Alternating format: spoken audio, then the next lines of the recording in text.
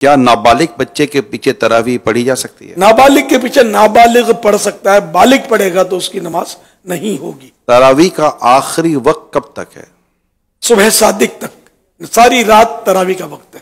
عشاء کے فرض پڑھ کے تراویح وقت شروع ہوگا اس کے لیے اور صبح صادق تک رہے گا۔ کیا نماز تراویح کی کوئی قضا ہے؟ نہیں۔ ہر 4 رکعت کے بعد بیٹھنے کا کیا حکم ہے؟ مستحب۔ تراویح بیٹھ کے پڑھ سکتے ہیں؟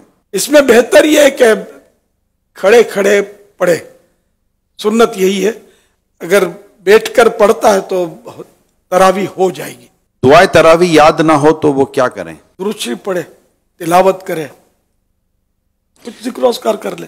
جہاں 3 دنوں میں 8 دنوں میں ختم قرآن ہو گیا تراویح میں، تو کیا بقیہ دنوں میں تراویح پڑھی جائے گی؟ تراویح روزانہ ہر مسلمان مرد و عورت عاقل بالغ کے لیے سنت ہے، سنت موقدہ ہے، سارا مہینہ پڑھنی ہوگی۔ اسلامی بہنوں کو گھریلو مصروفیات کی وجہ سے تراویح کے تعلق سے کیا کوئی رخصت ہے؟ ان کو بھی پڑھنی ہے، مصروفیات تو مردوں کی بھی ہوتی ہے، تراویح پڑھنی چاہیے، سنت موقدہ ہے۔